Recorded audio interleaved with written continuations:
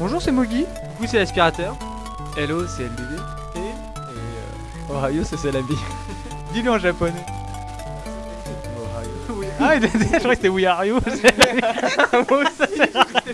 Donc nous allons parler de MotorStorm, un autre jeu qui avait fait parler de lui à l'époque, il y a un an à l'eCube avec sa vidéo bidon, avec Killzone, vous vous rappelez. Donc un jeu. Donc là, pareil, après on a vu les premières images apparaître et ça faisait peur. Comme pour Fatal Inertia, ça commence à prendre forme, oui. Bah, quand même là, voir la vidéo tourner, c'est un ton au-dessus de Fatal Inertia. Bon, faut aussi voir que Fatal Inertia, c'est quelque chose, ça met en scène des objets qui volent, donc une situation dans l'espace un peu plus difficile à gérer que des choses à même le sol. Mais ça reste un ton en dessus quand même, un ton en dessus. C'est agréable à regarder, ouais. Non mais sinon le jeu, bah ça c'est un jeu pareil comme pour Fatal Inertia, il mise surtout sur le délire, ouais bah voilà, sur le délire destruction, donc avec Destruction Derby, ouais.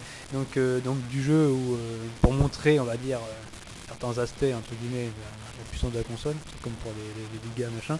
Reste à voir s'il est vraiment convaincant. Les premières démos n'étaient pas très convaincantes. Là, la dernière vidéo qui est apparue se montre un ton au-dessus, comme graphiquement. Donc pareil, c'est un jeu. Enfin, MotorStorm sort aussi au line-up de la console. Donc reste à voir est-ce que c'est un jeu suffisant pour justifier l'achat d'une console.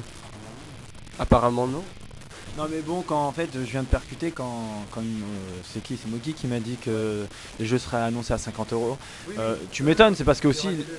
Ouais, non, parce que il y a effectivement ce jeu-là sort donc avec la sortie de la console en novembre aux États-Unis. Quand ça sortira en mars, si la console est je voudrais pas être la place du mec. Si la console sort en mars en France et que c'est pas zoné, il y aura qu'à acheter la version américaine qui sera d'occasion 10 000 fois. Donc on pourra l'acheter à 10 € presque, hein, je veux dire.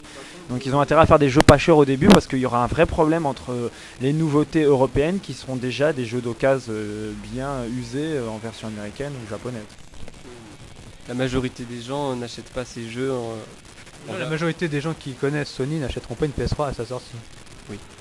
Là, Non mais ce que je veux dire c'est que la Comprenez, majorité oui. des joueurs européens n'achètent pas des jeux d'occasion américains, même si ça sera Exactement. désolé. Oui, Je oui. pense pas Ah, que tu ça- parles au grand public. Ouais, je pense pas que le grand public va se lancer à l'import sous prétexte que la console est dézonée. Oui, mais si on leur en propose, tu vois, franchement, tu vois, moi par exemple j'ai une Xbox 360 japonaise. Les nouveautés chinoises qui sont compatibles avec la console japonaise, elles sont à 30 €. Genre, je peux toucher un Gear of War qui sera en anglais à 30 € en neuf. Donc, ça sera le jeu parce que ça sera fait pour le marché chinois. Bon, il faut faire attention aussi au jeu parce que j'ai acheté 4, mais il est en chinois. Alors au début, il fait mais bon, tu vois, puis en plus c'est un jeu Xbox que je l'ai déjà sur Xbox. Non, bah l'aspirateur, est-ce que t'as un truc à dire?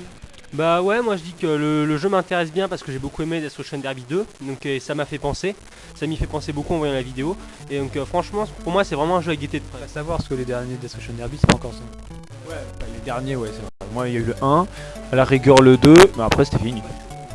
Bon, à la prochaine vidéo.